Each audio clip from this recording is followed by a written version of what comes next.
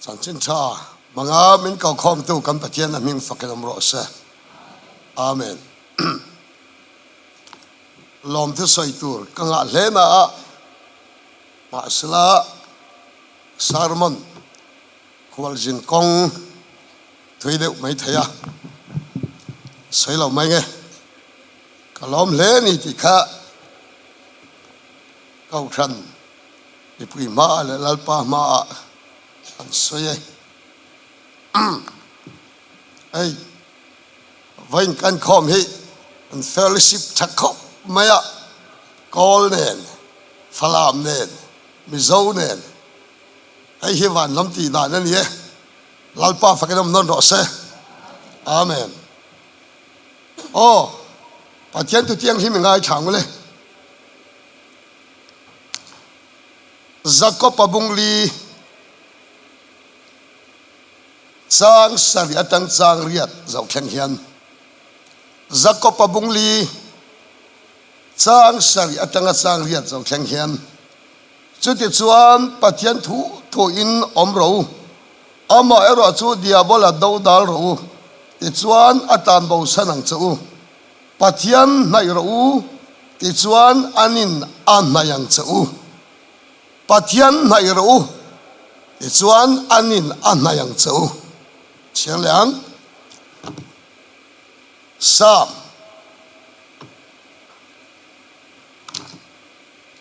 Som sari le pathum Zawng ni som ni pasari atanga ni riat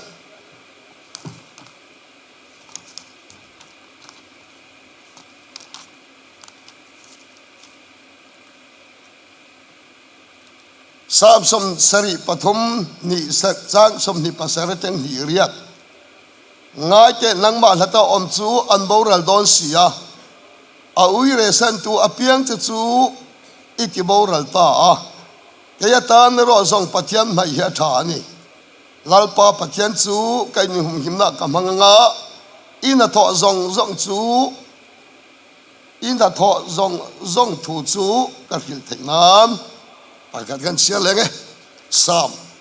bok ha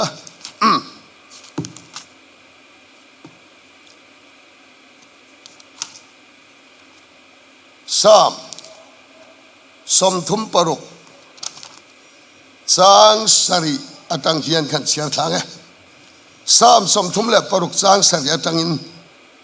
Pathian ingil ne chu avalu em me khing fa te chuan I thla hnuai an chu thin an ni chu in chung thil tha in an tlai manga ilom na luye mi chu in tir bokang nun na tui khur chu in he na om sia enga chuan eng kan lamuang to tiang him kan sia thalal pana thermal tharmi som sakro se amen Bible sang thular em thupuya kamang don ani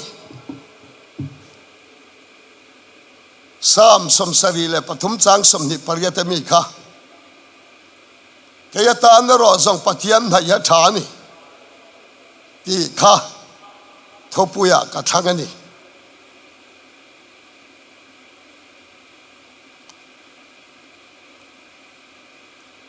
kan Hnaih chan tur ka soyanga Hnaih du lo te chung pik zia ka soyanga Hnaih thin te ni hlo zia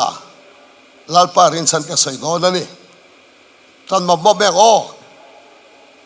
ke ta na ro Zawng Pathian Hnaih hi tha ani eng wange Pathian Hnaih chu kan ta na that kan ti chuan lalpan min khongai em awangin eng wanga lalpa Hnaih tu nge kan ti chuan lalpan min khongai em awang hian ani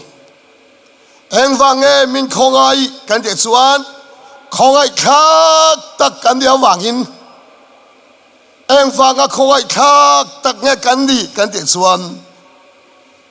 den atanga bom na awanga chingra Lucia kan lo ni awangin kan du khan talwin accident kan to kha so Pathianin min khongaya mi zong te soi ai ma hian min khongai zo ka min khongai mawang hian kan taksa nge ya lalpa nai to hi kan lo reng mai lalpa fakin om ro se so bel ni kan sum teang crochet lai po kan so bel ni zel sum gai bel khatna khongai na san chin tha i hian pathian min khongai na he kan soi teang afia thainan hey kan fate crochet lau kalan oma Zawng tan chuan follow up deuh lekani ang bok hian Pathian min khongai na himo avan sa em kan ti tel ho lau hian min khongai ya zol nei hose hi zol nei ro pui takani ya zol nei ro pui takati lau chuan lalpan no chi zuar America anei tir ta tlat mai ni zol nei ro pui takati lau chuan lalpa in no chi zuar America nei atera wang khan ani po chuan mangai in du in no chi zuar America chu anei ta no chi zuar America chu anei vele komersuan ano chi zor abang chuang lo ano chi zor abang chuang lo wa mani ti than ti taka azai ve khop maya zai takani avoi khat mit meng kalvela jam pathoi an kal sup ani thiam takani komerisuan atse namual khanuam ati awang khan apasal hose khazon le atum to reng lo achan cha che namual khanuam ati mani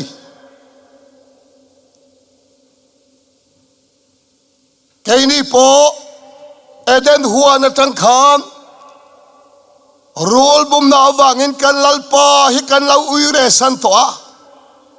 lalpa ne na hon le reng he kan tum to lo kan che namual khanuam kan ti ya mei thai ru na mei sel bung tam na ko wa ti chak tam na po kha kan tan hi da lo nuam ma lalpa son hi kan tum to lo ma se komarichu ani na zon ma da yan apasal hose chuan mangai awagin komeri ina azon mada yan hose adavasonga komeri na mu mada yan hose an avamuta zana lai khumchunga kadon chin kamangai chu kazang ruaya katong silve khopui dai kom kavelang kothera le bolaya ta chon kazong sel dona kamangai chu khopui dai kom kakal hual ten bim huwa kamangai chuin buemo katia anmani kapel no loka chuan kamuta kamangai chu keinin kan zon ma da hiam van khopui la van angel to point min zon ma da hiam kalal pa in min songa keini zon van lo kalal pa min songa kan huma da yalal pan bin huwa nei lalpa fakin om rose kapui dai kom kavelang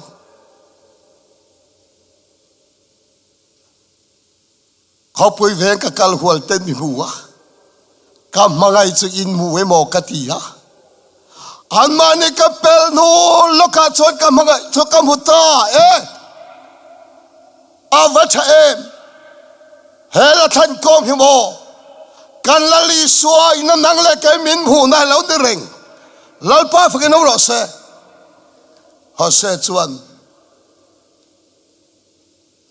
ano pui ko berichu amua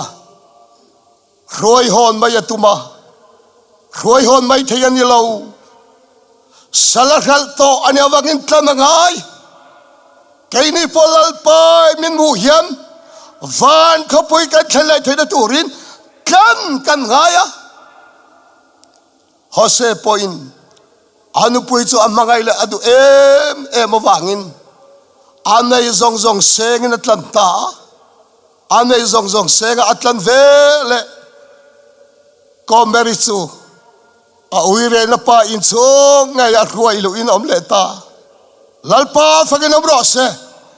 kaini po kan lalpa kan lo uire san lai khan kaini kan zon ba da yana ma min songa kaini kan mu ma yana ma min huwa min hu to nuwa anan na ruai mai thei kan ni lo kan tharau hian va na khan thena turin thisen min kana ama pomta kani thei nan thisen min sila thisen min tana min tan vek to nuwa min sil fai vek to nuwa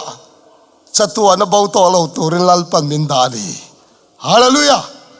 chu mi wang tak chon lo mangai tu lalpa hi kan tak sa nai zel atul chan le eng wange kan thayang min khongai em wangin so wang chon lom lalpa nai zel tur kan lo ni don ma zong khat kai nin kan nai thei lau kan ti eute erga chu wang tak chon lom Pathian nai tur kan lo ni le kan ramalung kan ring tu nun lung chia thak tak chu khongai da chan chin tha chu kan soi thiam khop mai ram dang song a hiam kan ram thutak faten khongai da chan chin tha chu kan soi thiam khop mai ama er cho lung chia thak tak chu kan le tak sa alalpa nai thei kan om lo hi lung chia thak tak ani lalpan min khongai da hi bo van ai na zawa tui fin riat ai na thuk daya iche na ram leilung a yana zau daya chu aya lian zo ke lalpan min khongai chu khongai na lian tak dong to ini riat nu khan i tak sa kan lalpa inai theilawa bo aza thak de ve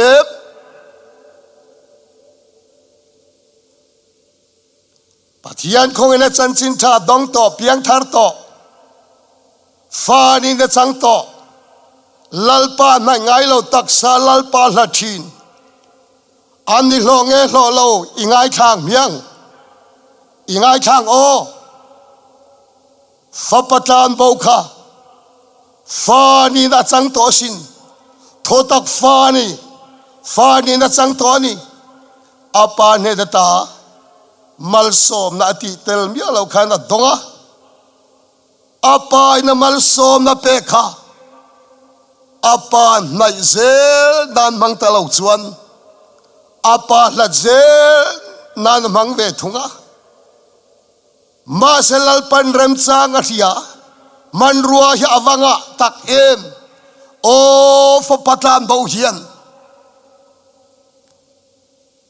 apa mamoto lawang te lawang khan atlan nalma khan tam atani kha tam ta kha ta palani lo lalpa tlak tirani kha kaunau du tak iti telwa Pathian khongai na ichan kha iti tel lek lova Pathian khongai na wanga van kai nun pek ini to nuwa fani nat tharau ichan to nuwa itak sa khan lalpa lat zong kan an tan le te ita nalma khan cha bi atave khopang atalo ani chuan zakso ipiang tharlwani karle hai thian palian hun kem le bo sai don kal wang vak ro thotak fa ni na chang to chuan kan tak sa alalpa kan lat hian ring tu ta tan nalma lalpan ta matak tir fauchin non inei ma lalpan na kau dan te ero non inei ma le non inei to nuwa lalpana kau dan cha kha ai nang to don lo no ne nei ma chuan zaidam takin lalpana kau cha no ne te nei to nuwa chuan lalpa khongai na chuan abo su yang chenga lalpa khongai na chuan abo su zel thawang che amai ro chu abo su dan cha khamo mol fia amang toang itanal mata matak dan tor ke mol fia kan di to don ani lalpa hian manrua nga em damlo na mga itanal mata matak tere fia tiam lo chuan doktor iwa pananga doktor chuan lo check apang chenga dam doi cha choge yang chenga dam doi doktor cho te chu i ve nge nga ma se idam pui hau lawang idam na turan ni lo idam na tur sumo kau na du tak fa ini to wang khan itak sa kan lalpa kan ai le ro itak sa nge kan lalpa kan ai le la itak sandale i buai na te i tuan lo na te song song kha lalpan avai kan phelle ve kang hallelujah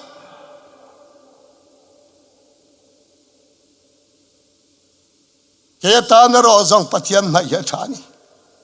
kanu nau zatana thaber chu kantak sa lalpa hlat ai chuan kantak sa nge lalpa Hnaih he ne kau nau du tak he hir thiam em lalpa hlat hit engting nge an lo om thin biak ina income pel mia silo hian Pathian a hlat thei tholom perang chung hian Pathian a hlat thei Pathian hlat thin tu te chu engting nge an om Pathian thu a hian an ma thu ni thuan tilala an ma ni thuam nanga an ma ni ngai danin ken pe na tholom peteu reng chung se kan Pathian a hlat thei income reng si kan Pathian a hlat thei sin Pathian hlat thin te chu tu tange kan di chuan lalpa thu ayama ni thu tilal sok tuan om ngai lo chowage kauna du tak khovel kan chan chuk hian lalpa apakhat na da fowang che hallelujah lalpa apakhat na ida phachuan ilalpa hi taksa a alom phachuan tharau chenglim hian i chonga lua khatanga iril ruwa lua khatanga i taksa alua khatanga i taksa nge kha taksa nuwa lalpa le siawang che Pathian fakinam rose to tange tluang lo le Naomi te chung kwa kha anma ni kha Bethlehem mi an ni a Bethlehem mi ni to sia khan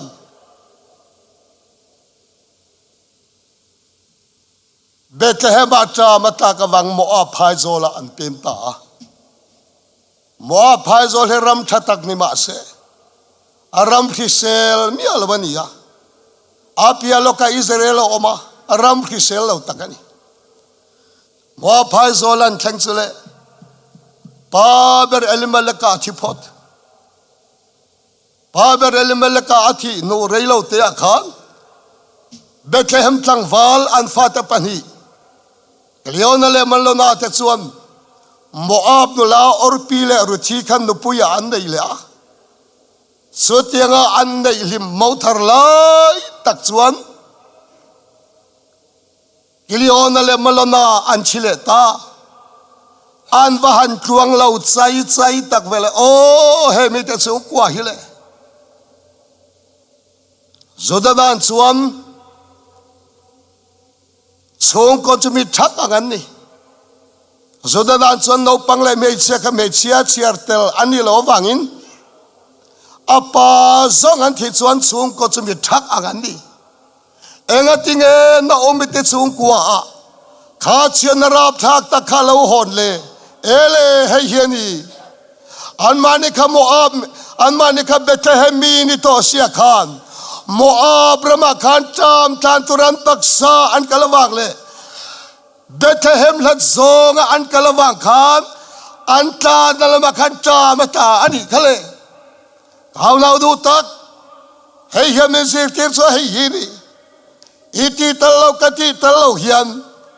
kanlal pa in akhonga ina wangin van khwale tuini na mensan tir to a fapadu takrama chen tir kan to a fapadu takrama chen tir ini to nuwa van khwale tuini na chan tir ini to nuwa itak sa nge khan he khover cham tan turin han tan le te Pathian thu ain idu thanaram khan tan puile la Pathian thu man ai chuan I thu khan mangla lalpa ro puina ai chuan nangma thu khan mangle han tan le te tuan na om tolwanga muingil na om heklovang amoro chakhatiang harsat na lo khen khan mo lalpa an siamot reng reng su lalpan adu letuk cha adu em chawang khan lalpa kaunani ti hirhiala tona lalpa I o hian kalau na ye hanti la lalpa o ani tona lalpa I o hian kalau na ye ti la itak sang e lalpa inai huda pianga lalpa in van buina somang chenga van lam cho ina somang chenga van lam bu ia ya van lam cho ei photo phot chuan na chunga dam na e chang thi danga re thei chunga ho sak na e chang thi danga tap chunga lim na hi chang photo do ni lalpa fakidam ro se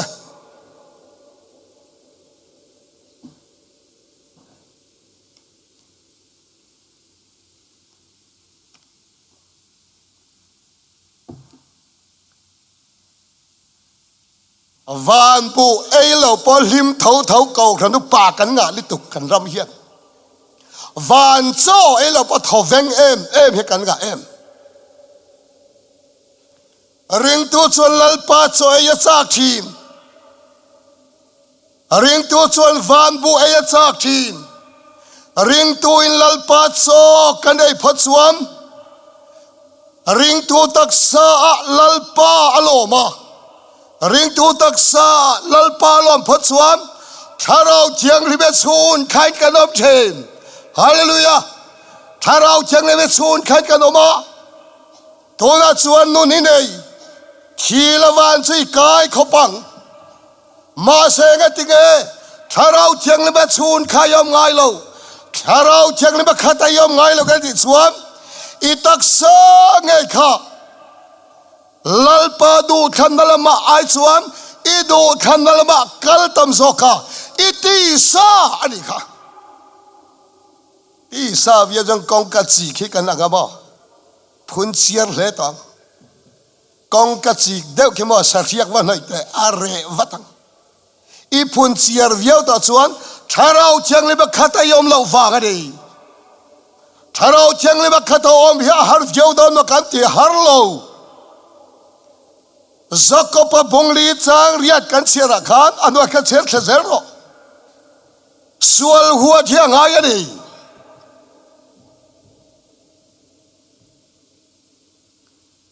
I song rela sual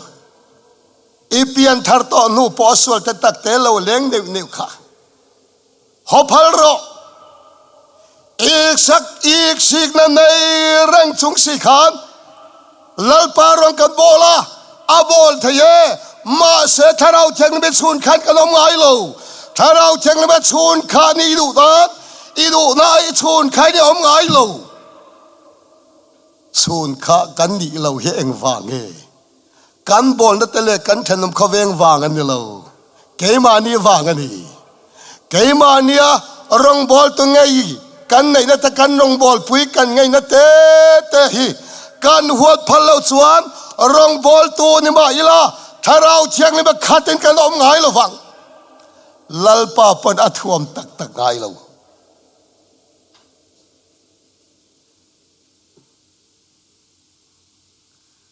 no me te chu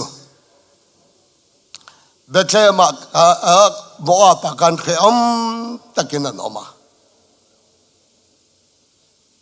Naomi kha Moab rama kan harsat nale mang anna ahan to mekchun apiang tharnon ta ni kha Bethlehem lama hona chak ta Bethlehem lama hong le tur khan min ta chia amonu routine khan Bethlehem ma an honga Bethlehem an khen chia khan khati lai ta khan barley tharang seng hun lai takati Bible chuang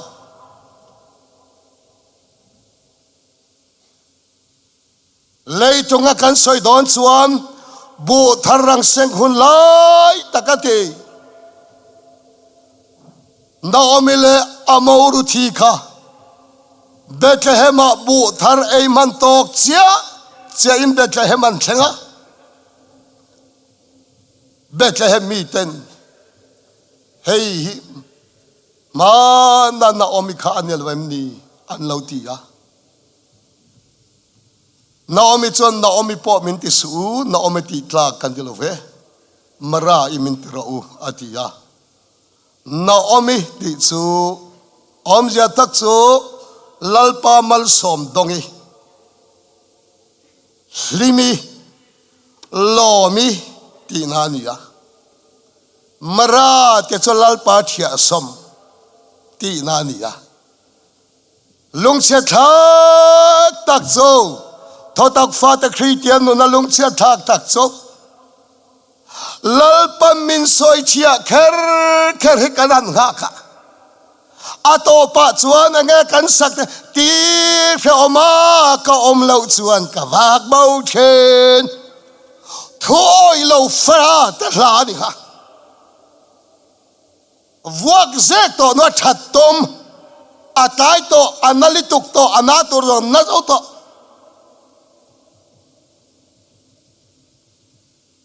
ta chuan le Naomi le ru thi chuan Bethlehem khan Bethlehem bu tharangan ai fu ta ava poimo tak em idu than lo lalpa itaksa a ilaw kal sanawanga idu than lo ilay taksa a lo khan chin idu than lo thok har sa iti I chung kwa a lo khan chin kha lalpa an sia amoti rek so lalpa an sia anilo ve lalpa min du le min mangai emawang khan Christian nuna po yan lalpa min kau non china so har san na mangai min kau non china so tiang thil chi ne na alo khan vele to na lalpa yo hian kalau na ya ti la lalpa khai tak sa khan nai le ro itaksa ngai lalpa inai le phachuan itaksa ngai khan van bu yei fu tonga van cho yei fu tonga lalpa cho yei fu to phachuan are thei le ma la I hausa anga chete chuan I tharawin chatuan ram hlim takna chen nanga itaksa ngai khan in chong ngai kha van rama lalpan chan tiranga in chong kalalpan fana achan tir don ni so lalpa fakinam ro se how now do tak chatuan ram reng cho I thara wa I chen to ra ni chatuan ram reng le cho kan tharawin kan se nang van ram reng cho kanen chonga ani ngai turani hele ya khanan ngai turani so tianga kal na chang hian lova lalpa choi na chang hian lo chuan khovel hi khe om takini ma chonanga van ngai la hi sai saga ralto mai se leinin of hiti itianga aralok thai si lawanga Peter pakhatin thika chak to a damman om to lo te abula mi sukaran tluwa oi ka thi tak ngel do na tiang dem khakan anga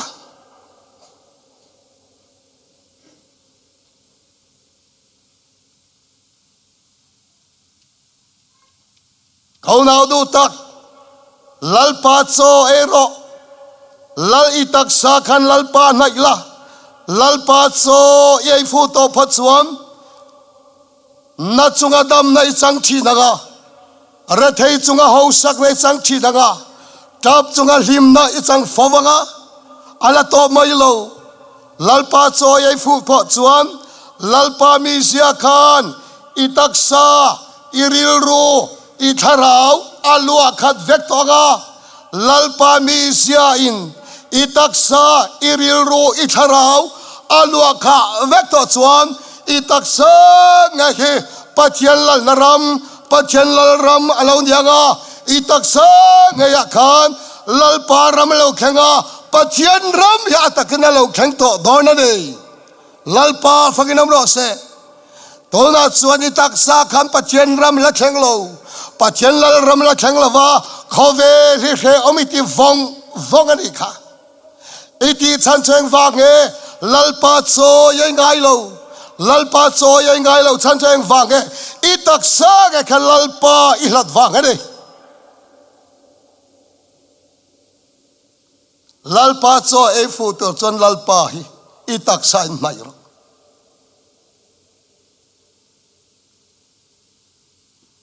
ani chuan lalpa Hnaih dan cheng tin mo kan ti chuan e chong rela sual te takte po ka hopal ro iril ruwa sual lo leng king ka hopal ro ipian thar to nuwa hiam mo iril ru le itak sa hi sual ni khoi pha ka la omreng itak sa sual ni man don reng rengin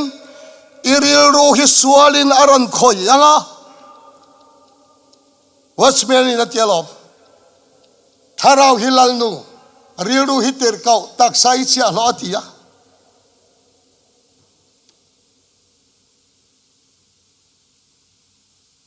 kan tak sa chu rilru thu omania new thalani rilru chia lo ani so chu kaini unau za aima hian setanan arhezoka ipian thar to nuwa i tharau to sualina chai thei lo sualina khoi thei lo pang chunga chatuana tana da in om to ti hi kaini unau za ai ma hian sual hian a chiang zo pa ku chunga om to kan tharau chu engte kong ma hian ka chu sak thei to don lo ti hi setanan dar hian chen ema wangin kan taksa nei le tal atuma wangin kan ril ru akhoya iril ru cho itak driver ania itak khal tu ania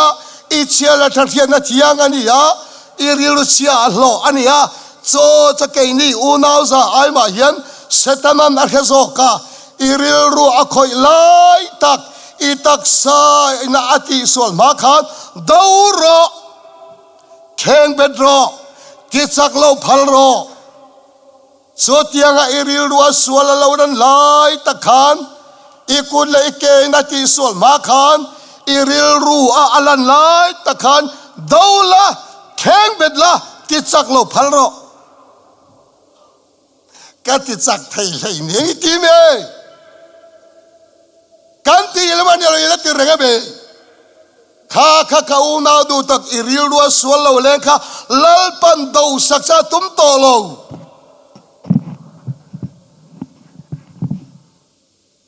lalpana no sakte chu I eden thingra aina kheshi som pali khari engenge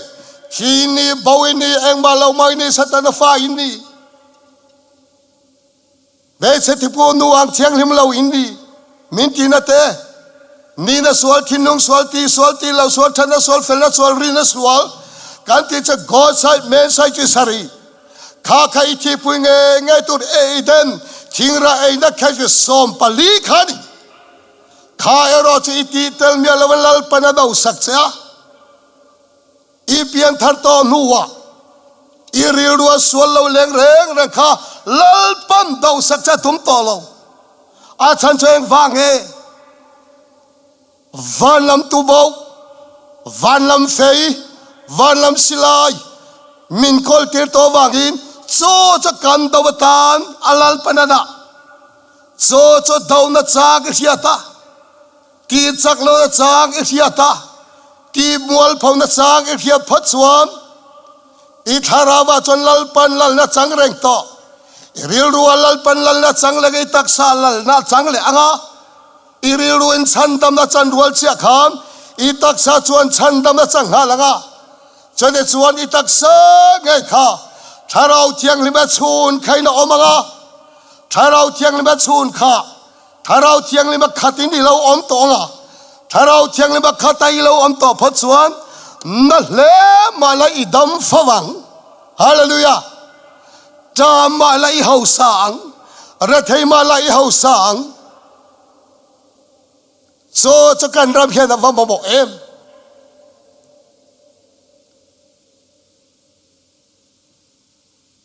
thon ni korin bung som pani chang soma Poland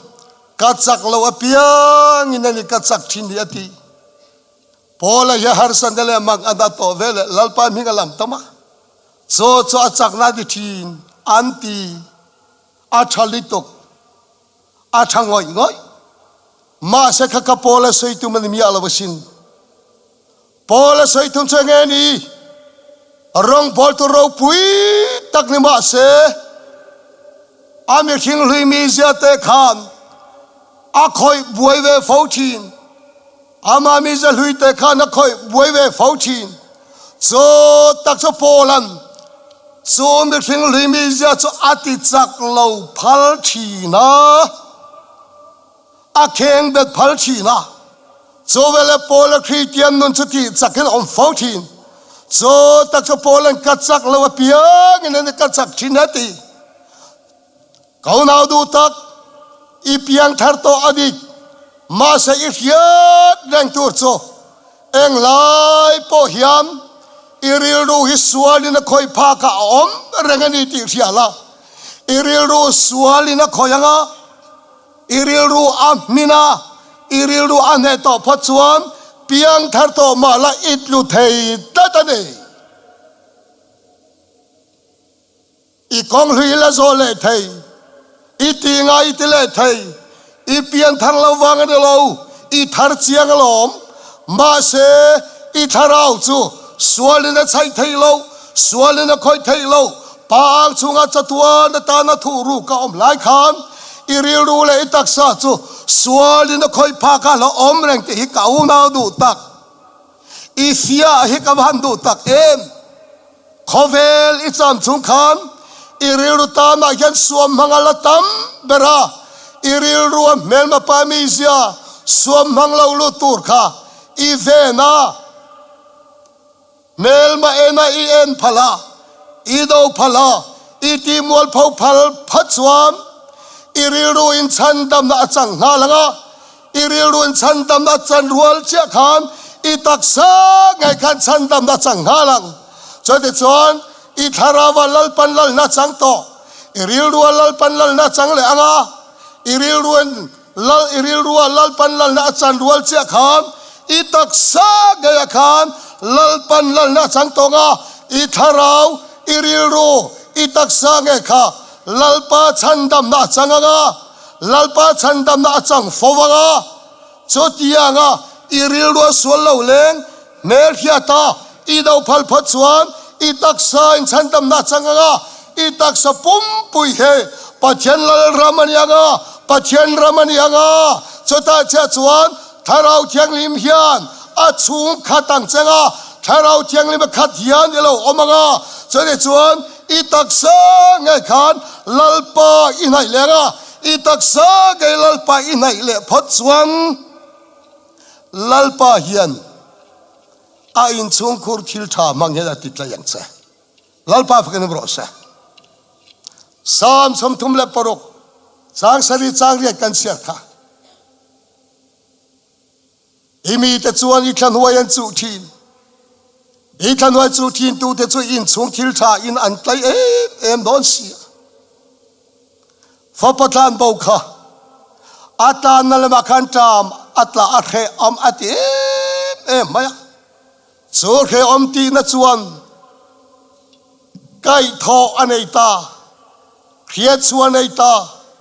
enge kai tho enge hiat suwa he kei heta hian ril tam le mang anga ei tur nei lawa enge tinge kawa le kapaina ka ho nga sia lo ten ei sen lo an le ya sia lo pakadang in siam vero katia sele chuan aril ru zong angai tuana zong lalpa anai le phat chuan apa kha awahan lom tak en